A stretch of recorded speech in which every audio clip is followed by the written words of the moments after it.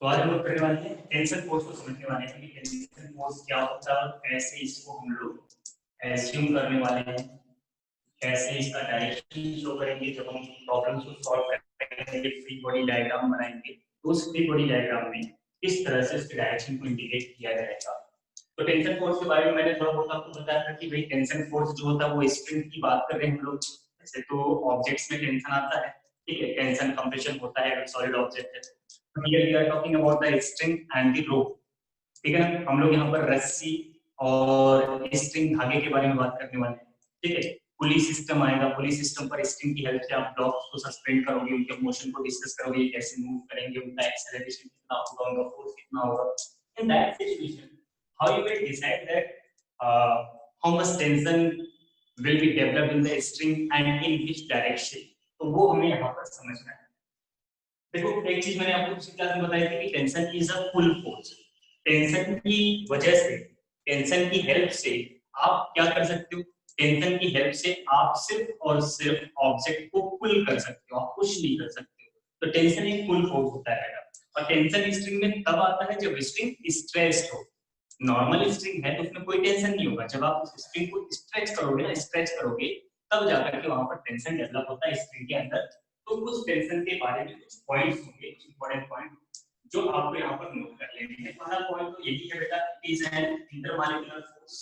It is an, discuss किया था मैंने कि कैसे डेवलप होता है, तो it is an intermolecular force, ठीक है बेटा, इंटरमॉलिक्यूलर फोर्स। ये मॉलिक्यूल्स जो होते हैं जब आप स्ट्रिंग को स्ट्रेच करते हो तो मॉलिक्यूल अपनी पोजीशन को रीगेन करने के लिए आपने जो फोर्स लगाया उस फोर्स की अपोज करने के लिए डेवलप करते हैं टेंशन फोर्स, ठीक है बेटा। तो ये इंटरमॉलिक्यूलर फोर्स होता है, ठीक है क्लियर। इसके कुछ और पॉइंट्स हमें यहाँ पर देखते हैं जो कि इंपॉर्टेंट पॉइंट्स हैं। मैं बोल देता हूँ, आप लिख लीजिए, कर सकते हो क्या या फिर लिखना ठीक रहेगा। मैं बोल रहा हूँ, yes sir.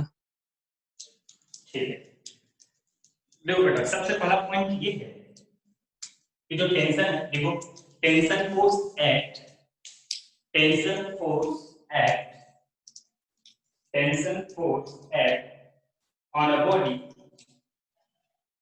on a body in the direction, in the direction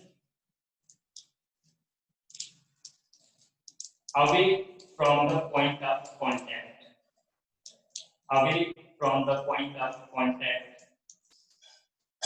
or tight end of string, or tight end of string, ठीक है बेटा। मेरे कहने का मतलब क्या था, जैसे मान लो लिख दिया है बेटा, कोई दिक्कत तो नहीं, अगर कोई दिक्कत हो बता, मैं लिख दूंगा, ठीक है। वॉइस क्लियर होगी तो आप नोट कर लेंगे। मैंने आपको भी जो पॉइंट लिखवाया कि tension force acts on an object in the direction away from the point of contact और टाइट एंड। जैसे मान लो ये कोई ब्लॉक है, आपने इसमें एक रस्सी लगाई बेटा और इसको यहां से आप पुल करना शुरू कर दिया, आप इसको पकड़ कर अपनी तरफ खींच रहे हैं, ठीक है। तो इन दैट केस इसमें जो टेंशन आएगा, ठीक है, एक कांटेक्ट कहां है बेटा, यहाँ पर, इस ऑब्जेक्ट का स्ट्रिंग से कांटेक्ट कहां है, यहाँ पर। तो जो टेंशन आएगा ना वो इस ऑब्जेक्ट से हमेशा अवे डायरेक्शन में आएगा, अवे मतलब यहाँ इस तरह, ऐसा आएगा ये टेंशन, ठीक है। और अगर यहाँ पर देखोगे तो यहाँ पर क्या है, इसको पकड़ रखा है, टाइट कर रखा है इसको, तो यहाँ पर भी क्या आएगा बेटा, अवे आएगा, ठीक है ना। तो किसी भी स्ट्रिंग में अगर आप टेंशन देख रहे हो तो टेंशन का डायरेक्शन हमेशा कैसा आएगा बेटा, जिस पॉइंट पर कांटेक्ट है उस पॉइंट से अवे, ठीक है, जिस पॉइंट पर कांटेक्ट है उस पॉइंट से अवे डायरेक्शन में टेंशन हमेशा डेवलप होता है, ठीक है। दूसरा पॉइंट आप ये लिखेंगे, tension always occur in pair, tension always occur in pair in any portion of the string, in any portion of the string, string के किसी भी पोर्शन में टेंशन हमेशा पेयर में आता है, ठीक है। स्ट्रिंग के किसी, जैसे मैंने यहाँ पर देखो ये एक रस्सी लगी थी ना, एक पॉइंट यहाँ पर था, एक पॉइंट यहाँ पर था, क्योंकि भाई जब आप इसको कंप्रेस करोगे तो दोनों पॉइंट पर पकड़ कर सॉरी कंप्रेस नहीं स्ट्रेच करोगे तो दोनों पॉइंट पर पकड़ कर आपको इसको खींचना पड़ेगा। तो एक यहाँ पर कांटेक्ट हो जाएगा, यहाँ पर कांटेक्ट हो जाएगा, यहाँ पर भी टेंशन आएगा अवे फ्रॉम द कांटेक्ट, यहाँ पर भी टेंशन आएगा अवे फ्रॉम द कांटेक्ट, ठीक है बेटा, क्लियर। तो कभी भी किसी भी पोर्शन में जो टेंशन फोर्स आएगा स्ट्रिंग के किसी भी पोर्शन में वो हमेशा पेयर में आएगा, हमेशा पेयर में आएगा। इस action reaction pair and it will be considered as the internal force. ये पूरे सिस्टम का इंटरनल फोर्स है। अगर पूछे कि आपने इसको पकड़ के खींचा, रस्सी में टेंशन आया, ठीक है, आपने पकड़ के खींचा, रस्सी में टेंशन आया, टोटल टेंशन इस पूरे सिस्टम में, इस पूरे सिस्टम में नेट टेंशन क्या है? जीरो। क्यों बेटा? जितना टेंशन इधर है उतना ही टेंशन इधर है, तो नेट टेंशन क्या हो गया? जीरो। लेकिन अगर आप जो है इसी सिस्टम को इतना कट कर दो, इतना कट करके निकालो, ठीक, तो अब आप देखो कि इतने पोर्शन पर एक टेंशन इधर लग रहा है, इस पर एक टेंशन लग रहा है, ठीक है, जब आप इसको यहाँ से कट करके निकालोगे और अगर होल सिस्टम कंसीडर करोगे तो नेट टेंशन क्या हो जाएगा बेटा? जीरो हो जाएगा। इतना तो आपको पता होगा, ठीक। एक दूसरी बात और, जैसे मान लो कभी आप क्वेश्चन को सॉल्व कर रहे हो और आपको टेंशन का डायरेक्शन समझ नहीं आ रहा कि यार टेंशन कहां पर बनाओ, टेंशन का डायरेक्शन क्या लो, तो जिस पॉइंट पर आपको टेंशन निकालना है, जिस पॉइंट पर आपको टेंशन निकालना है, जहां कांटेक्ट होगा, जहां पर स्प्रिंग टाई अप होगी, जहां पर स्प्रिंग को बांधा होगा, उस जगह पर अपने आप को एज्यूम कर लो, अपने आप को एज्यूम कर लो उस जगह पर कि आप वहां पर बैठे हो, छाता लेकर के, आजकल बारिश हो रही है, छाता लेकर के बैठे हो और अपने अम्ब्रेला को आप स्ट्रिंग के अराउंड ओपन कर दो। जैसे मान लो आपको यहाँ पर टेंशन चाहिए, आप एज्यूम करो आप यहाँ पर बैठो, यहाँ पर आप बैठो छाता लेकर और अपने छाते को रस्सी के अराउंड ओपन कर दो, तो ऐसे ही यहाँ पर टेंशन आपको पता लगाना था, यहाँ पर बैठ जाओ, अपने छाते को रस्सी के अराउंड, स्ट्रिंग के अराउंड ओपन कर दो, ऐसे ही, ठीक है। तो कभी भी अगर दिक्कत होती है, कभी भी अगर दिक्कत होती है आपको टेंशन के डायरेक्शन में, किसी पॉइंट पर टेंशन का डायरेक्शन क्या है, तो उस पॉइंट पर अपने आप को एज्यूम कर लो कि छाता लेकर बैठो, छाते को रस्सी के अलाउंग ओपन कर दो, जो डायरेक्शन आएगा वही टेंशन का डायरेक्शन। Okay, got it?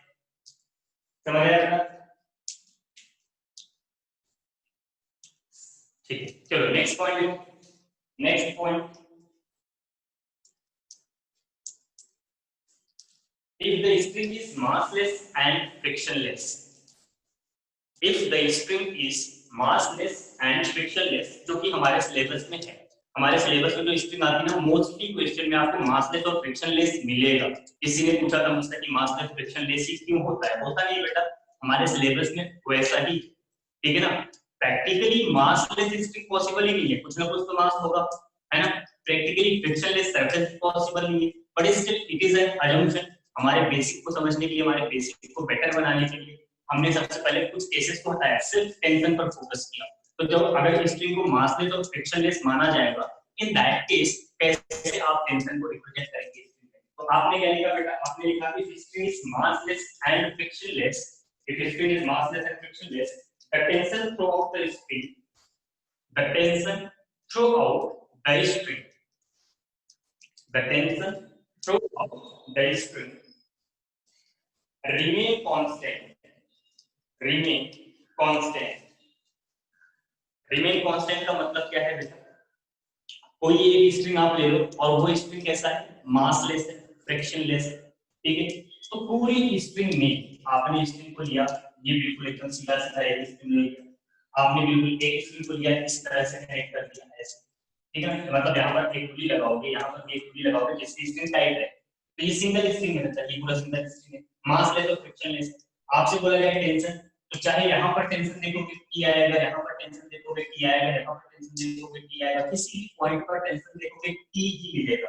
इसमें भी बेटा किसी भी पॉइंट पर टेंशन लोगे, किसी भी पॉइंट में सिंगल स्ट्रिंग होनी चाहिए, बस स्ट्रिंग से मान लो एक सिंगल स्ट्रिंग अगर मासलेस है, फ्रिक्शनलेस है, तो किसी भी पॉइंट पर जब आप टेंशन निकालोगे, ठीक है ना, ये टेंशन हमेशा क्या रहेगा? सेम रहेगा, हर पोर्शन में टेंशन सेम रहेगा अगर स्ट्रिंग मासलेस और फ्रिक्शनलेस है तो। बोलो समझ आया? कैसे भी हो बेटा, ठीक है, ये कैसे भी हो, स्ट्रिंग हमारी कैसे भी हो, बस सिंगल स्ट्रिंग होनी चाहिए, मासलेस और फ्रिक्शनलेस होनी चाहिए, तो हर पोर्शन में टेंशन बराबर आएगा, कांस्टेंट आएगा। समझ आया? Yes sir. Okay good. Next point, if string is massless, next point, if string is massless but not frictionless, if string is massless but not frictionless, मतलब मास नहीं है, फ्रिक्शन है, ठीक है,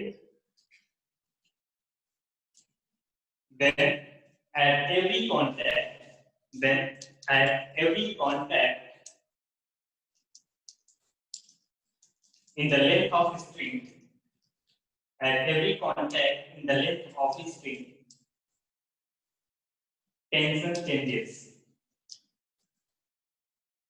टेंशन चेंजेस। अब मैं क्या है बेटा इसका मतलब अब हमने क्या बोला कि अगर क्वेश्चन में ये लिख दिया जाए जो स्ट्रिंग आप यूज करते हो वो स्ट्रिंग मासलेस तो है, मास उसका कुछ नहीं है, लेकिन फ्रिक्शनलेस सरफेस में, मतलब ये जो पुली आपने यहाँ पर लगाई है ना, ये जो पुली लगाई है, इस पुली में और स्ट्रिंग में फ्रिक्शन आ रहा है, कुछ फ्रिक्शन है। तो बेटा जहां जहां कांटेक्ट होगा, जैसे यहाँ पर कांटेक्ट है और यहाँ पर कांटेक्ट है, तो ये वाला पोर्शन अलग हो गया, ये वाला पोर्शन अलग हो गया, ये वाला पोर्शन अलग हो गया। अब यहाँ पर टेंशन की मतलब पूरी स्ट्रिंग में देख रहे हो, पूरी स्ट्रिंग में किसी भी पॉइंट पर लोगे इस पूरे पोर्शन में एक कांटेक्ट पॉइंट ये है, दूसरा कांटेक्ट पॉइंट ये है, इन दोनों कांटेक्ट पॉइंट के बीच में जो ये स्ट्रिंग है कहीं पर भी टेंशन निकालोगे मान लो इवन आएगा। अब दूसरा कांटेक्ट का बेटा एक कांटेक्ट यहाँ पर है, एक कांटेक्ट यहाँ पर है, इन दोनों पॉइंट मतलब इस पोर्शन में जो टेंशन आएगा वो आएगा T, और यहाँ पर भी एक कांटेक्ट यहाँ पर होगा, एक कांटेक्ट यहाँ पर होगा, तो यहाँ पर जो टेंशन आएगा क्या है बेटा T। जो मैं समझाना पा रहा हूँ, समझाना चाह रहा हूँ, आपको समझ आ रहा है बेटा? yes, अगर स्ट्रिंग में फ्रिक्शन है, मासलेस है लेकिन फ्रिक्शन है, तो in that case at each मतलब जो स्ट्रिंग की लेंथ है ना, लेंथ में जितने भी कांटेक्ट पॉइंट है, हर कांटेक्ट पॉइंट के बाद टेंशन बदल जाएगा, हर कांटेक्ट पॉइंट के बाद क्या होगा, टेंशन चेंज हो जाएगा। इस पूरे पोर्शन में सेम ही रहेगा लेकिन E1 रहेगा, इस पूरे पोर्शन में सेम ही रहेगा लेकिन E2 रहेगा, इस पूरे पोर्शन में सेम ही रहेगा लेकिन E3 रहेगा। बोलो बात समझ में आ रही है? yes sir. Good. Next point देखो बेटा, if string has mass, if string has mass, then tension at each point. Sir? बेटा सर रिपीट करो सर, फर्स्ट लाइन समझ नहीं आई। कौन सा वाला? First line. First line, yes, first word इस लाइन का। अच्छा नेक्स्ट पॉइंट वाला। Yes sir. मैं ये बोल रहा था if string has mass, if string has mass, देखो पहला केस था हमारा मासलेस और फ्रिक्शनलेस, दूसरा केस था मासलेस बट नॉट फ्रिक्शनलेस, तीसरा केस है if string has some mass, if string has some mass then tension at each point, tension at each point, tension at each point will be different depending on the acceleration of the string, depending on the acceleration of the string। मतलब बेटा अगर मैंने यहां पर लिखा है बेटा, अगर किसी को भी, जितने लोग शांत बैठे हो ना, अगर किसी को भी मैं बोलने पर नहीं लिख पा रहे हो तो बता देना, मैं लिख दूंगा, ठीक है ना? शांत मत बैठ रहना और कोई अपना नुकसान नहीं करना, समझते हो चल रहा। तो बेटा मैंने ये बोला था लास्ट वाला पॉइंट था, ये वाला पॉइंट था कि अगर स्ट्रिंग में कुछ मास होगा, अगर स्ट्रिंग में कुछ मास होगा तब क्या करेंगे? तब बेटा स्ट्रिंग के हर पॉइंट पर, यहाँ T1, यहाँ T2, यहाँ T3, यहाँ T4, यहाँ T5 अलग अलग टेंशन, हर पॉइंट पर टेंशन क्या होगा बेटा? डिफरेंट। क्यों होगा? क्योंकि अगर आप इस पोर्शन पे टेंशन निकालने की बात करोगे तो इस पोर्शन के ऊपर कितनी स्ट्रिंग है, इसका मास अलग होगा। इस पोर्शन पर देखोगे तो ये पूरी स्ट्रिंग होगी, इसका मास अलग होगा। इस पॉइंट पर निकालोगे तो इसके ऊपर कितनी स्ट्रिंग है, इसका मास अलग होगा। मतलब अलग अलग पॉइंट पर जब आप निकालोगे टेंशन किसी ऐसी स्ट्रिंग में जिसका कुछ मास, तो in that case her point पर बेटा टेंशन क्या होगा? डिफरेंट होगा, बिकॉज हर पोर्शन का मास स्ट्रिंग का अलग होगा, ठीक है ना? हर पोर्शन का मास होगा वो अलग होगा। तो आई होप दैट आपको समझ आया if massless and frictionless then you have to assume the same tension throughout the string, different tension will be at different string in different string, but अगर string सिंगल है तो हर point पर tension क्या होगा? Same. Condition क्या है? अगर massless और frictionless string है तो। अगर स्ट्रिंग हमारी massless है लेकिन फ्रिक्शन है तो हर पोर्शन में टेंशन अलग अलग होगा। एक पोर्शन में टेंशन सेम होगा लेकिन हर पोर्शन में टेंशन अलग अलग होगा, और अगर स्ट्रिंग के अंदर मास है तो हर पॉइंट पर टेंशन अलग होगा। होप दैट आपको समझ आ गया। क्लियर है बेटा? Excuse me sir. हाँ बताइए। सर ये जो स्ट्रिंग है जिसमें मास होगा, इस वाले केस में फ्रिक्शनलेस होगा स्ट्रिंग या फिर फ्रिक्शन होगा उसमें? फिर से बोला बेटा। सर जब स्ट्रिंग का मास होगा तो उसमें मतलब जो हमने भी केस पढ़ा वो उसमें फ्रिक्शन होगा या फिर नहीं होगा? उसमें फ्रिक्शन हो या ना हो, अगर मास आ गया तो हर पॉइंट पर टेंशन। यस यस सर, हाँ, यस क्योंकि सर। मैंने लास्ट पॉइंट क्या लिखा है, depending on the acceleration, right? तो इस वजह से सर आप म्यूट हो गए हो।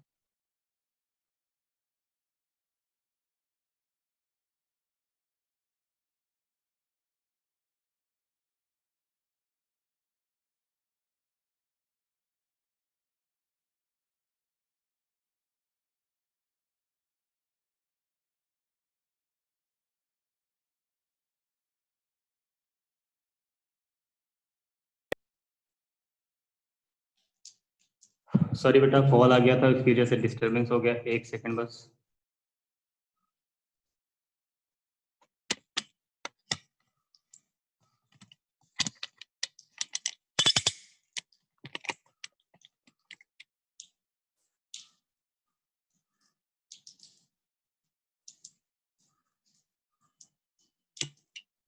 हाँ बेटा, तो मैं ये बता रहा था, एक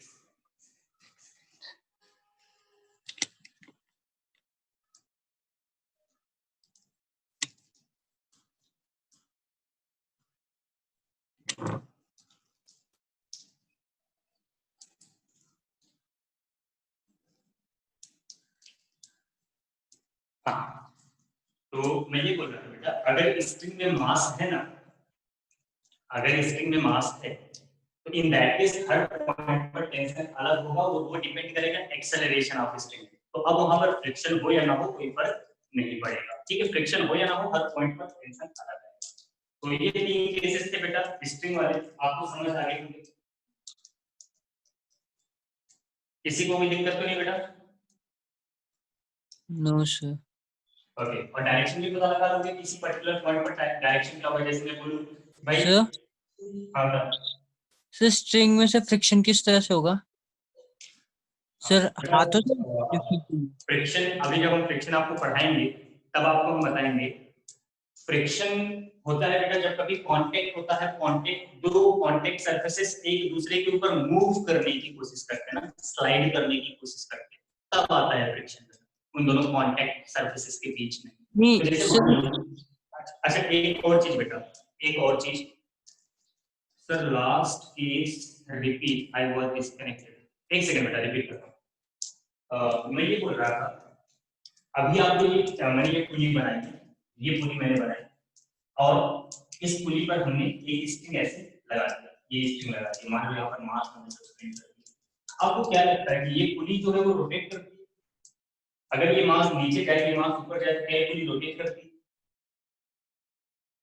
रोटेशन का केस बेटा बाद में आएगा, रोटेशन अभी हम नहीं पढ़ रहे हैं, ठीक है ना? तो इसलिए इस चैप्टर में जितना भी पुली मैं लूंगा, जितनी भी पुली की बात करूंगा, सारी फिक्स्ड पुली है, सारी की सारी फिक्स्ड पुली होंगी।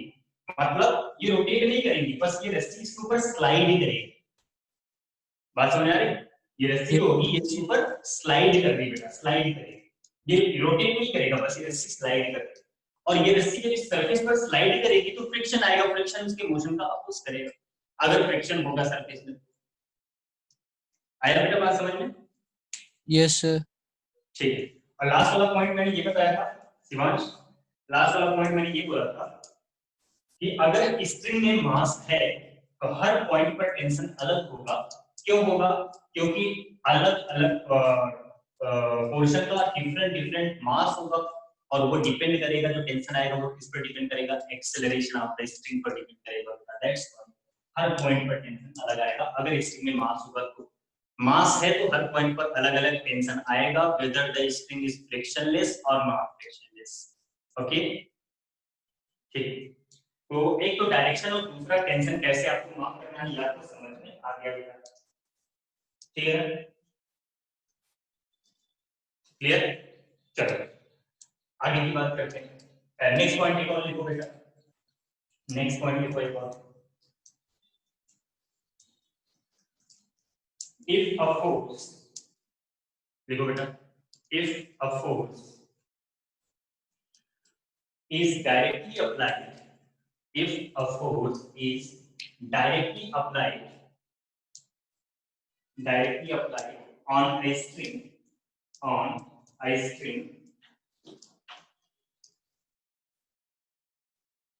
the tension in the string will be equal to, the tension in the string will be equal to the applied force, equal to the applied force,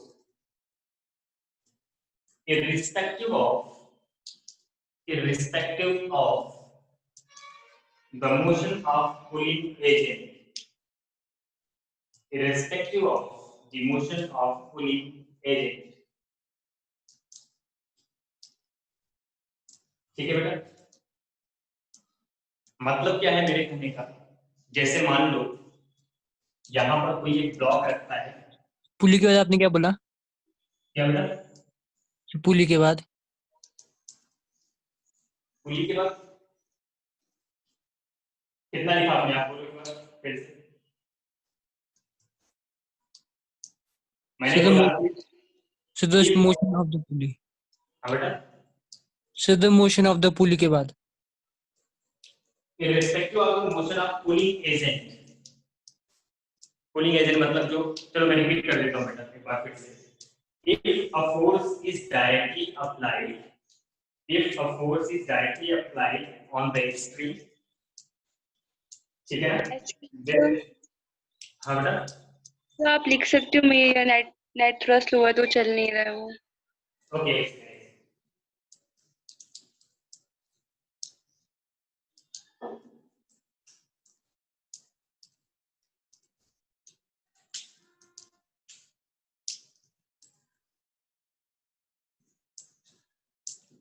If the force is directly applied on the string, then tension in string will be equal to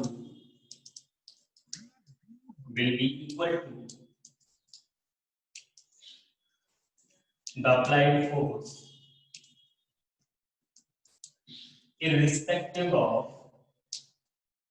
irrespective of motion of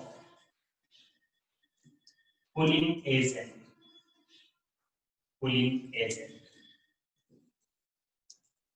ठीक है बेटा?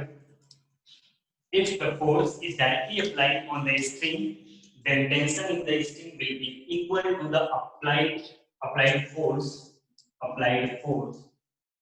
irrespective of motion of pulling agent. मतलब जो आदमी या जो भी है, जो ऑब्जेक्ट को पुल कर रहा है, उसने जितना फोर्स लगाया उसी के बराबर का टेंशन डेवलप होगा उस स्ट्रिंग में, भले ही वो आदमी चल रहा हो या फिर रुका हुआ हो, खड़ा होकर के किसी ऑब्जेक्ट को पुल कर रहा हो या फिर बेटा वहीं पर चलते हुए खींच रहा हो।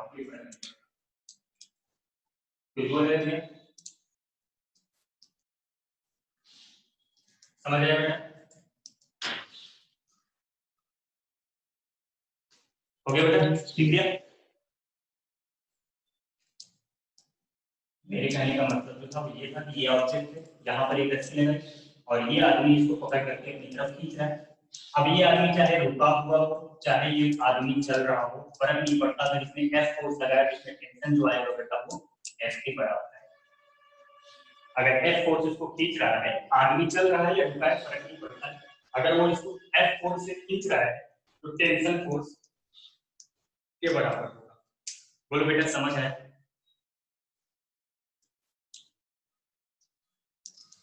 तो एक बार रिपीट करना तू। क्या? कौन सा पॉइंट? ये वाला? एग्जांपल ये लिखा हुआ बेटा इसे एग्जांपल, कौन सा? ये जो आपने सही एग्जांपल दिया है। अच्छा, देखो जैसे मान लो कि कोई एक ऑब्जेक्ट है ना, आपने इसमें रस्सी बांधी और पकड़ कर खींचने लगे हो इसको। अगर बहुत हैवी ऑब्जेक्ट होगा बेटा तो खींचे आप अकेले उसको मूव नहीं करा पाओगे, लेकिन फिर भी पकड़ के खींचोगे तो रस्सी टाइट हो जाएगी। अगर लाइट ऑब्जेक्ट होगा, आप पकड़ के खींचोगे तो हो सकता है आप भी चलो, ऑब्जेक्ट भी चले आपके साथ, है ना। इन दोनों ही केसेस में, चाहे आप चल रहे हो चाहे आप रुके हुए हो, आपने मान लो 10 न्यूटन का फोर्स लगा के रस्सी को खींचा, तो उस रस्सी में जो टेंशन फोर्स डेवलप होगा वो 10 न्यूटन के बराबर ही होगा, चाहे आप रुके हुए हो चाहे आप चल रहे हो। जितना फोर्स आप अप्लाई करोगे उतना ही टेंशन डेवलप होगा, ठीक है ना। लेकिन कंडीशन भी देख लेना, कंडीशन क्या लिखा, if the force is directly applied, directly रस्सी को पकड़ के खींचना है, ये नहीं कि रस्सी कहीं और कनेक्टेड और ऑब्जेक्ट को पकड़ के खींच रहे हो। ये रस्सी को आपने उसमें बांध दिया, मान लो इसको दीवार में बांध दिया, ऑब्जेक्ट को पकड़ के खींच रहे हो, इन दैट केस ऐसा नहीं। आप डायरेक्ट रस्सी को पकड़ के जब खींचोगे, जब आपका अप्लाइड फोर्स इस पर होगा, स्ट्रिंग पर होगा, इन दैट केस जितना फोर्स आप अप्लाई करोगे उतना ही टेंशन वहां पर डेवलप होगा। समझ आया बेटा? Yes sir. ठीक, नेक्स्ट पॉइंट में कुछ एजम्पशंस होते हैं हमारे जो आपको लिखने हैं। नेक्स्ट पॉइंट को बेटा,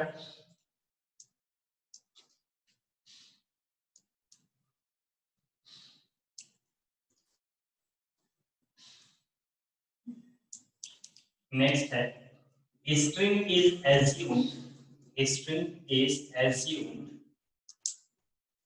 to be inextensible unless stated in question। जब तक क्वेश्चन में नहीं बोला जाएगा तब तक आप क्या बोलोगे बेटा, आप स्ट्रिंग को इनएक्सटेंसिबल मानोगे। इनएक्सटेंसिबल का मतलब क्या होता है, मतलब जब आप स्ट्रिंग को खींचोगे ना, इनएक्सटेंसिबल का मतलब क्या होता है, किसी को पता है?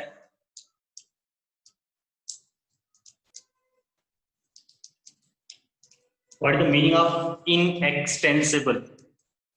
जो एक्सटेंड नहीं हो सकता। इनएक्सटेंसिबल मतलब होता है बेटा, इनएक्सटेंसिबल यहाँ पर लिखते हैं परफेक्टली इलास्टिक। परफेक्टली इलास्टिक मतलब आप रस्सी खींचोगे ना तो ऐसा कहीं ना हो जाए कि जो फोर्स आपने लगाया उस फोर्स की वजह से रस्सी की लेंथ बढ़ गई। ऐसा नहीं होना चाहिए, अनस्ट्रेचेबल, राइट, ऐसा नहीं होना चाहिए। पता चला आप रस्सी को पकड़ के स्ट्रेच कर रहे हो, किसी ऑब्जेक्ट को पुल कर रहे हो, ऑब्जेक्ट पुल होने के बजाय रस्सी की लेंथ बढ़ रही है, खींच रही, आप रबड़ लगा कर खींच रहे हो, ठीक है ना। तो रबड़ लगाकर खींचोगे तो आपका फोर्स उसको स्ट्रेच करने में चला जाएगा, ठीक है, उसका इफेक्ट ऑब्जेक्ट तक पहुंचेगा नहीं। तो जब तक आपसे क्वेश्चन में बोला जाए ना जाए तब तक आपको स्ट्रिंग को एज्यूम करना है इनएक्सटेंसिबल, परफेक्टली इलास्टिक, ठीक है।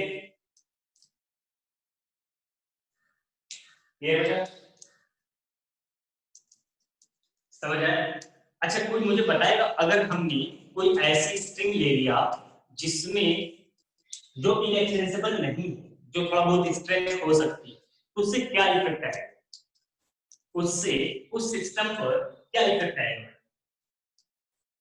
किसी के दिमाग में बात आ रही है, इसका जवाब दे सकते हैं?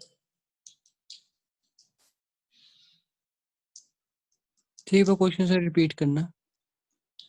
जो अभी मैंने बोला कि आपसे जब तक क्वेश्चन में बोला ना जाए तब तक आप रस्सी को इनएक्सटेंसिबल मानोगे, ठीक। अगर रस्सी हमारी इनएक्सटेंसिबल नहीं हुई तो क्या होगा? तो सर रस्सी टूट जाएगी? नहीं टूटेगी।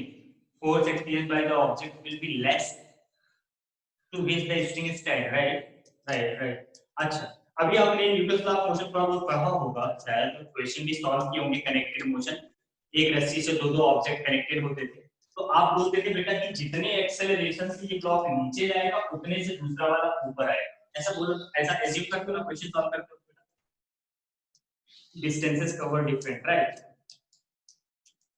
ऐसा होता है बेटा। आपने अभी तक क्या एज्यूम किया, आपने जितने क्वेश्चन लगाए होंगे पुली वगैरह के, आपने बोला होगा कि भाई ये जितने एक्सेलरेशन से नीचे जा रहा है उतने एक्सेलरेशन से दूसरा वाला ऊपर जाएगा, मानते हो नहीं मानते, है ना। लेकिन Yes. अगर रस्सी स्ट्रेचेबल है, in that case the acceleration of the block going downward and the acceleration of block going upward will be different. जब तक इनएक्सटेंसिबल स्ट्रिंग है, जब तक इनएक्सटेंसिबल स्ट्रिंग है, the acceleration of the masses connected with the same string will be same. ठीक है बेटा, same string से अगर कनेक्टेड ऑब्जेक्ट्स हैं तो क्या होगा, सेम एक्सेलरेशन। जैसे ऐसा भी सिचुएशन आता है, एक ऑब्जेक्ट ये हुआ, एक ऑब्जेक्ट ये हमने कनेक्ट करके, एक ऑब्जेक्ट ये कनेक्ट करके उसको यहां पर खींचना शुरू कर दिया। तो अगर ये इनएक्सटेंसिबल स्ट्रिंग है तभी इसका भी एक्सेलरेशन होगा, इसका भी ये होगा, इसका भी ये होगा। और अगर ये इसमें से कोई भी स्ट्रिंग जो है बेटा वो स्ट्रेच होने लग गई तो सबका एक्सेलरेशन अलग हो जाएगा। आई बात समझ में? आई बात समझना?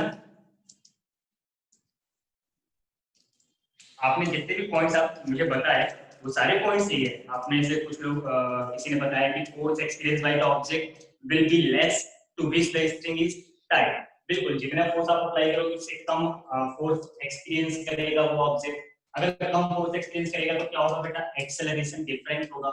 हर कोई अलग अलग फोर्स एक्सपीरियंस करेगा, हर किसी के ऊपर अलग अलग एक्सेलरेशन आएगा।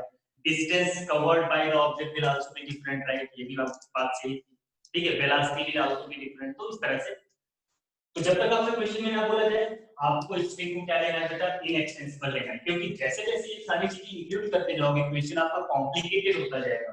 अभी अगर मान लो ऐसा कोई क्वेश्चन आ जाए जिसमें सबका एक्सेलरेशन अलग है, अब 3 एक्सेलरेशन हो गए, आपको 3 इक्वेशन बनानी पड़ेगी इसके लिए, right?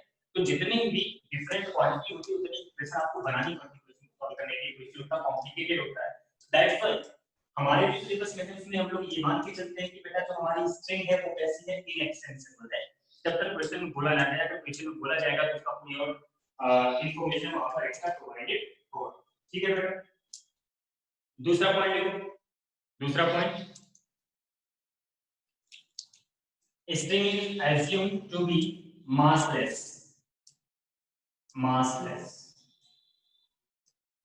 unless stated in the question। जब तक क्वेश्चन में बोला नहीं जाएगा तब तक आप स्ट्रिंग को मासलेस लेकर के चलेंगे बेटा, ठीक है ना? इसीलिए टेंशन हर जगह पर आप सेम दिखाते हो, इसीलिए आप मानते हो कि टेंशन यहाँ भी की है, वहां भी की है, वहां भी की है, हर जगह आप मान के चलते हो ना, इसीलिए मानते हो।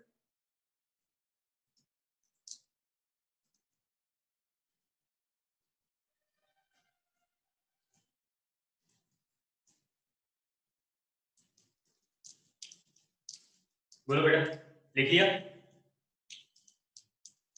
डन?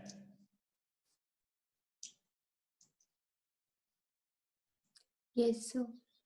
ठीक, तो स्ट्रिंग को भी मास लेस आपको लेना है, तभी आप जो है टेंशन को बराबर मान पाओगे। और अगर स्ट्रिंग में मास ले लिया आपने, अगर स्ट्रिंग में मास ले लिया आपने, जैसे मान लो कि आपने क्या किया, एक बड़ा मोटा तगड़ा रोप लिया और उस रोप से किसी हैवी ऑब्जेक्ट को पकड़ के खींचना शुरू कर दिया। आपने यहाँ पर एक रोप लगा लिया और इसको पकड़ करके खींचना शुरू कर दिया, एफ फोर्स। अब इस केस में बेटा इसमें क्या है, मास है, तो हर पॉइंट पर टेंशन क्या होगा, अलग आएगा। यहाँ टेंशन अलग होगा, यहाँ अलग होगा, यहाँ अलग होगा, यहाँ अलग होगा। तो इसमें इस एंड पर जहां आपने फोर्स लगाया है यहाँ पर टेंशन मैक्सिमम आएगा, और इस एंड पर जहां से ऑब्जेक्ट कनेक्टेड है यहाँ पर टेंशन मिनिमम आएगा। ऐसा तब होगा जब स्ट्रिंग के पास कुछ मास है।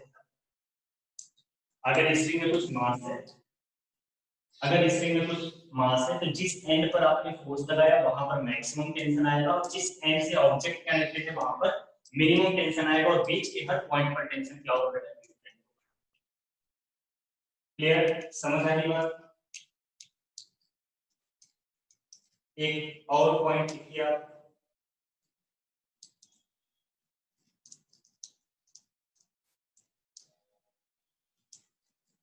बोले बेटा? Yes sir. लिखिए, in massless and frictionless string, in massless and frictionless string tension will be different, tension will be different in the different portion of string, tension will be different in the different portion of the string if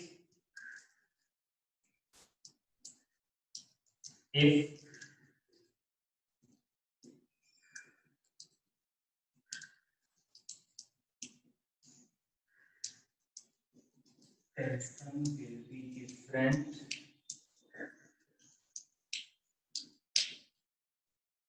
in different portion of the string if there is if there are knots in the string. Not समझते हो बेटा? Not मतलब रस्सी में कोई एक not लगा दिया आपने, तो ऐसी सिचुएशन में जहां पर जैसे मान लो ये रस्सी है, आपने यहाँ पर नॉट लगा दिए, इस रस्सी को ऐसे ही आपने घुमा के बांध दिया, बीच में एक नॉट आ गई, अब ये अलग पोर्शन हो गया, ये अलग पोर्शन हो गया बेटा, यहाँ पर अलग टेंशन, यहाँ पर अलग टेंशन, ठीक है ना? तो अगर स्ट्रिंग में नॉट है तो जो नॉट होगा बेटा वो स्ट्रिंग का सेगमेंट डिवाइड हो जाएगा, वहां से अलग स्ट्रिंग हो जाएगी, यहाँ पर टेंशन लगा जाएगा, यहाँ पर टेंशन लगा जाएगा।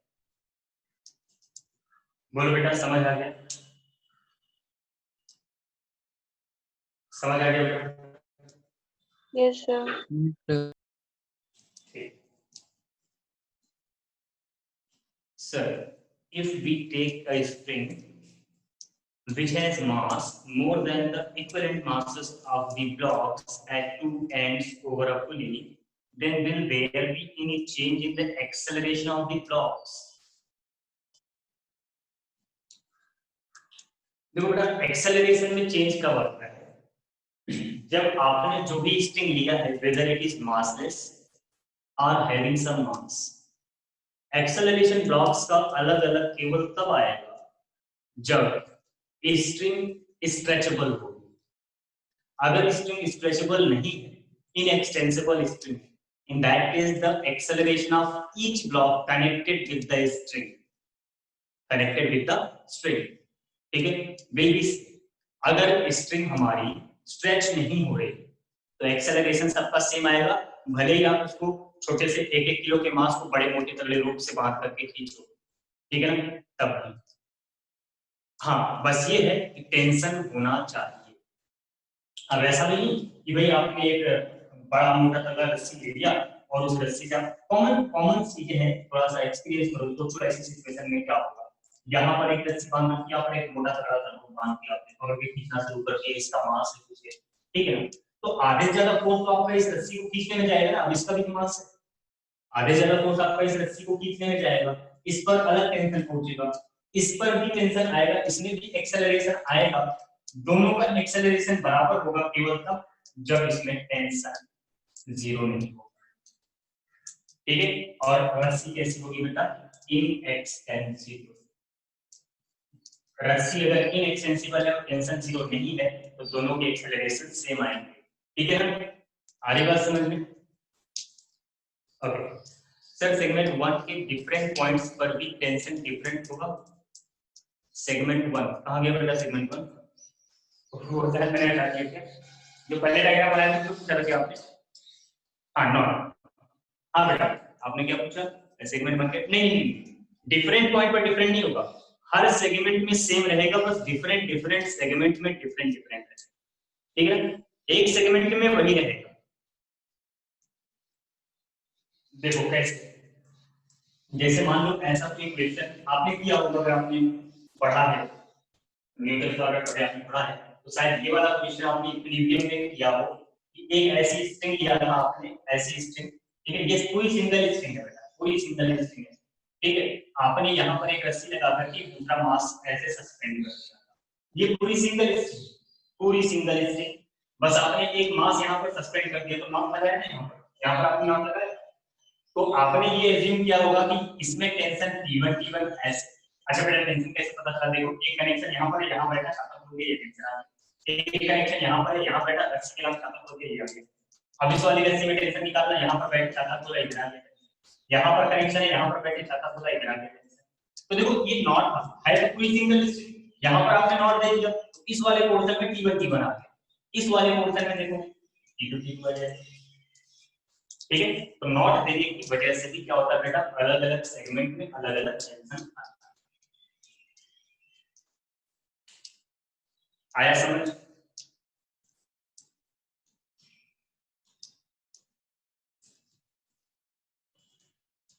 समझ आया बेटा? तो ये जो पॉइंट्स मुझे बताने थे आपको, ये पॉइंट बड़े जरूरी थे क्योंकि ये छोटे छोटे सवाल आपके दिमाग में आते हैं कि हमेशा मास लेस क्यों लेते हैं, फ्रिक्शन लेस क्यों लेते हैं। तो अब सब कुछ क्लियर हो गया होगा, ठीक है ना? मास लेस फ्रिक्शन लेस होगा तो भी कर पाओगे, मास लेस होगा लेकिन फ्रिक्शन लेस नहीं होगा तो भी कर पाओगे। नॉट वाला केस हो जाएगा ना, जो नॉट वाला केस था वही मास और फ्रिक्शन वाला केस भी हुई, अलग अलग सेगमेंट में अलग अलग टेंशन लेकिन सेम सेगमेंट में सेम। नॉट नहीं है तो क्या करना है, मास है तो क्या करना है। So now you have clear, मतलब आपकी छोटे छोटे डाउट होते हैं क्लियर हो, ठीक है? अब क्वेश्चन में जैसा बोला गया होगा, जो कंडीशन गिवन होगी इसके अकॉर्डिंग आप क्वेश्चन को सॉल्व। तो it was all about the tension force.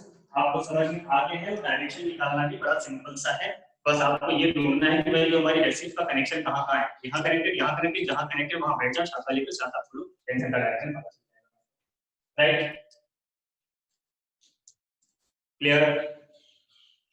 So now in any question आपको ना तो नॉर्मल दिक्कत करने वाला है कि भाई नॉर्मल किधर लगाऊं, क्या डायरेक्शन पता है, और ना ही टेंशन दिक्कत करने वाला, टेंशन सेम लो, अलग अलग लो, सब कुछ पता, ठीक है? मास रेस्ट्रिक्शन लेकर सेम लेना है या इसमें से किसी भी कंडीशन के अकॉर्डिंग क्वेश्चन में है, उसके हिसाब से आपको टेंशन एज्यूम करना है।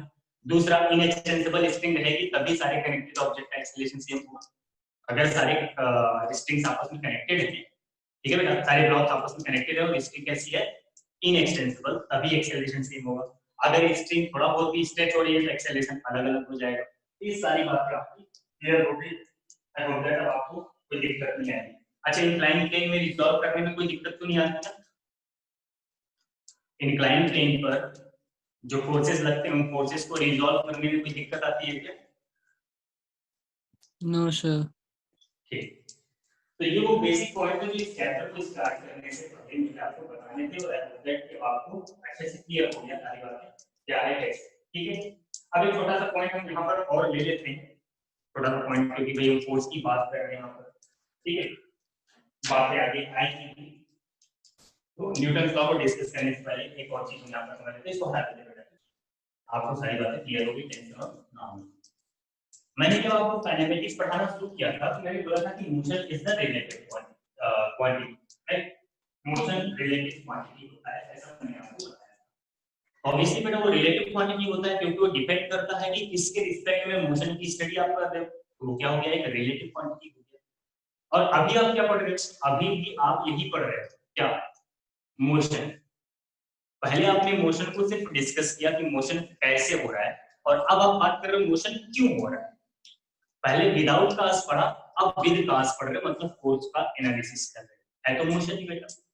तो जब हमने बोला कि मोशन एक रिलेटिव क्वांटिटी है, तो जो मोशन का काज मतलब जो फोर्स है वो भी तो डिपेंड करेगा ना किस चीज पर, वो भी डिपेंड करेगा रेफरेंस पॉइंट पर, किस फ्रेम ऑफ रेफरेंस में मोशन का डिस्कशन हो रहा है उस पर डिपेंड करेगा बेटा।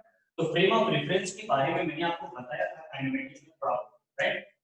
फ्रेम ऑफ रेफरेंस होता क्या है, एक ऐसा रेफरेंस फ्रेम जिसके रिस्पेक्ट में आप जो है डिस्कशन करते हैं, जिसके रिस्पेक्ट में आप डिस्कशन करते हैं मोशन का, ठीक है?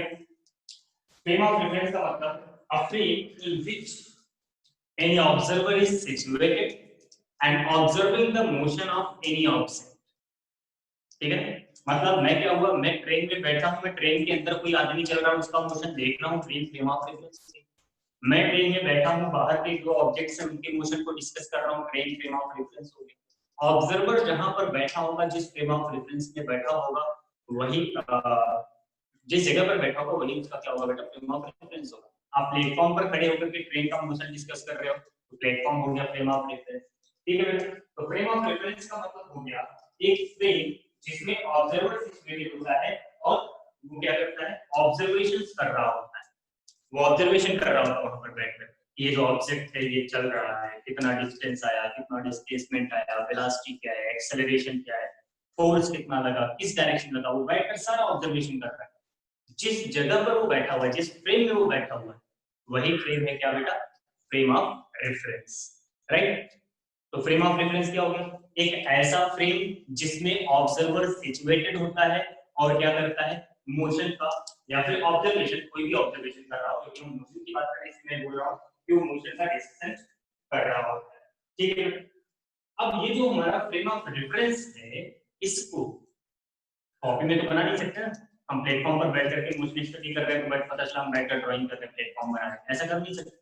ठीक है, अब जब हम इसको कॉपी में सॉल्व करके फिजिक्स में जब इसको ले आते हैं, तो हमने क्या किया, उसी फ्रेम ऑफ रेफरेंस को रिप्लेस कर दिया कोऑर्डिनेट एक्सिस। कोऑर्डिनेट ज्योमेट्री हमने पढ़ी, तो अब भाई अगर कोई अभी कहीं पर बैठा हुआ है ना और मोशन का डिस्कशन कर रहा है, तो ऑब्वियसली आइदर वो 1 डायमेंशन का मोशन डिस्कस कर रहा होगा या 2 डायमेंशन या 3 डायमेंशन।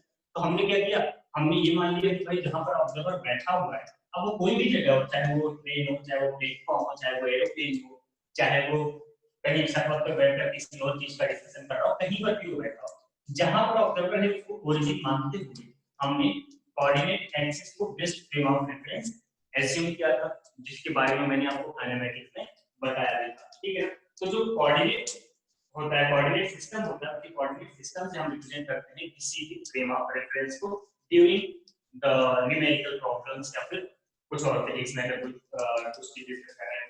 ठीक है बेटा, अब यहाँ पर ये जो फ्रेम है ना, मेन बात यहाँ पर आती है types of the frame of reference.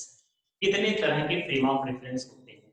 तो फ्रेम ऑफ रेफरेंस बेटा 2 तरह के होते हैं, एक होता है इनर्शियल फ्रेम ऑफ रेफरेंस और एक होता है non inertial frame of reference. ठीक है, इनर्शियल फ्रेम ऑफ रेफरेंस क्या होता है? What is inertial frame of reference? Anybody?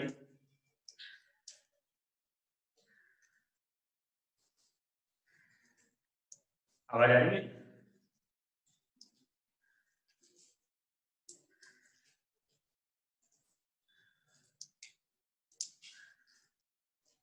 बोलो बेटा। Which obey Newton's law? Okay. Rest के लिए velocity 0. Okay. Where acceleration of observer is 0. ये ज्यादा करेक्ट लगता है।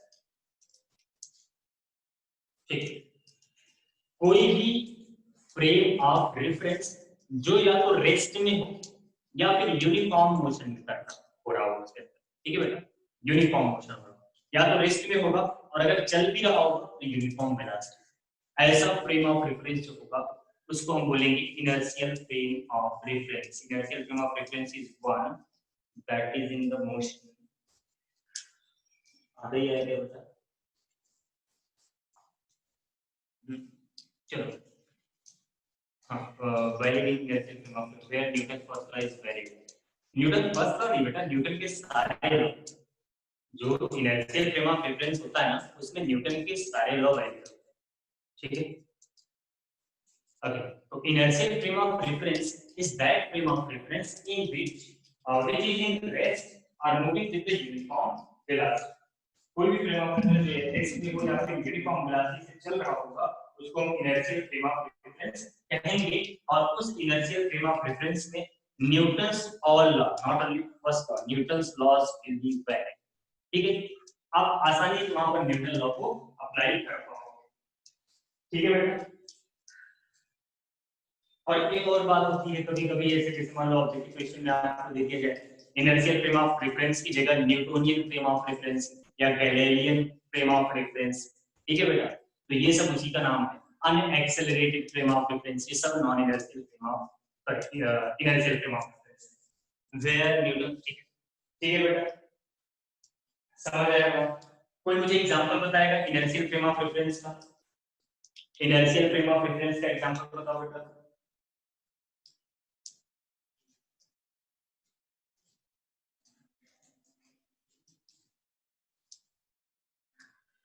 ग्राउंड, ओके, ग्राउंड, ठीक है।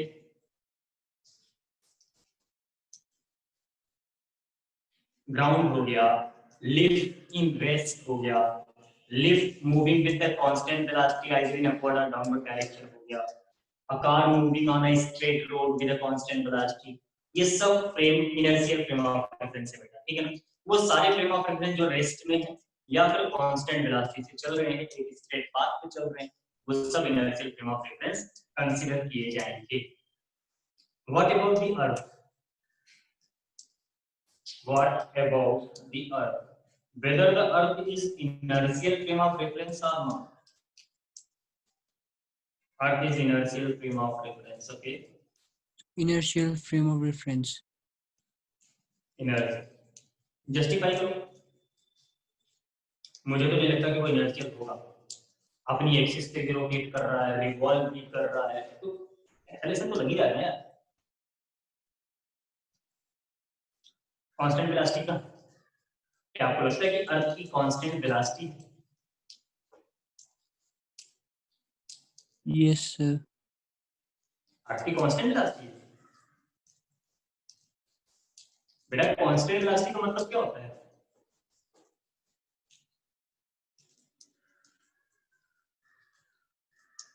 What is the meaning of constant velocity? ना तो डायरेक्शन बदले और ना ही स्पीड बदले, है ना? तो बेटा अर्थ तो गोल गोल घूम रही है, डायरेक्शन बदल रहा है, कांस्टेंट वेलोसिटी कहाँ है? हमारी अर्थ एक non inertial frame of reference है, बट क्योंकि हम अर्थ पर हैं और जिस ऑब्जेक्ट के मोशन को डिस्कस कर रहे हैं वो भी अर्थ पर है, that's why earth is considered as inertial frame of reference. जरा सोचो ना, मैं 10 मीटर पर सेकंड की स्पीड से भाग रहा हूँ, मेरे बगल वाला भी 10 मीटर पर सेकंड की स्पीड से भाग रहे हैं, दोनों एक दूसरे को देखेंगे तो एक दूसरे के रिस्पेक्ट में रेस्ट में रहेंगे ना, कैंसिल हो जाता है ना। तो ऐसे ही मैं भी, ऑब्जर्वर भी अर्थ पर बैठा है, ऑब्जेक्ट भी अर्थ पर मूव कर रहा है, तो जो उसका इफेक्ट है वो नेग्लेक्ट हो जाता है। तो if you are on the earth and you are observing the motion of the objects on the earth, then you can consider earth as an inertial frame of reference. Otherwise, if you are in any aeroplane, in any satellite, in any rocket, और वहां से आप अर्थ को देख रहे हो, then earth is not going to be inertial frame of reference for you. आई बात समझ में बेटा? Inertial because all the motion takes place inside earth, for which we can compute that velocity at any object. हाँ बेटा, बिल्कुल बिल्कुल। तो समझ आया बेटा? अगर आप अर्थ पर हो और अर्थ के ऊपर भी, अर्थ के अंदर ही आप जो है देख रहे हो, ऑब्जेक्ट के मोशन को ऑब्जर्व कर रहे हो, तब तो उसको इनर्शियल मानोगे। बट आप जो है सोलर सिस्टम में चले गए, सोलर सिस्टम से अर्थ को ऑब्जर्व कर रहे हो, तो in that case earth is not an inertial frame of reference. समझ आ गया बेटा? ठीक है। Non inertial frame of reference जो होता है वो एक्सेलरेटेड फ्रेम ऑफ रेफरेंस होता है, उसमें न्यूटन्स लॉ वैलिड नहीं होता है, उसको वैलिड करवाया जाता है by the concept of the zero force. जब वो टॉपिक आएगा तो मैं आपको और डिटेल में बताएंगे उसको। ठीक है बेटा, आई होप दैट आपको समझ आ गया what is inertial frame of reference and what is non inertial frame of reference, और हमारी अर्थ को इनर्शियल मानना है या नहीं मानना है, वो किस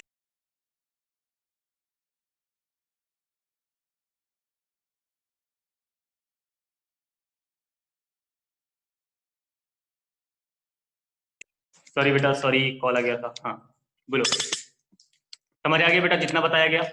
Yes, sir. तो द बेसिक्स जो कि मुझे चैप्टर को स्टार्ट करने से पहले आपको करवाना था, डन। नॉर्मल टेंशन आपको अच्छे से समझ में आ गया, इनर्शियल फ्रेम ऑफ रेफरेंस समझ में आ गया। अब हम स्टार्ट करेंगे न्यूटन्स लॉ वगैरह, ठीक है, जो हमारा चैप्टर है उसको हम बेटर वे में स्टार्ट करेंगे और अच्छे से समझेंगे। तो चलिए फिर आज इतना ही। आज आप क्लास से बाहर जाएंगे, आपको थोड़ी देर में सारे लेक्चर्स अवेलेबल हो जाएंगे बेटा, मैं यूट्यूब पर डाल रहा हूँ। बाकी कोई दिक्कत हो तो व्हाट्सएप पे मिलना,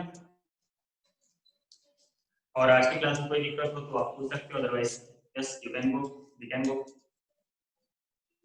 थैंक यू बेटा, थैंक यू बेटा, थैंक यू। टेस्ट की पीडीएफ भी अपलोड कर देना सर। बेटा वो अपलोड नहीं होगा, वो मैं डाउनलोड करके आपको व्हाट्सएप करूंगा। थैंक यू बेटा, थैंक यू बेटा। आदित्य, हाँ पैराबोला का डाउट आपका, ठीक है बेटा, आज रिमाइंड करा देना ना, मुझे अभी मत रिमाइंड कराना, 5 बजे के बाद रिमाइंड कराना, ठीक है? 5 बजे के बाद मुझे व्हाट्सएप कर देना, वो डाउट मैं आपको बता दूंगा क्लियर करके, ओके? 5 बजे के बाद किसी भी टाइम रिमाइंड करा देना, ठीक है आदित्य?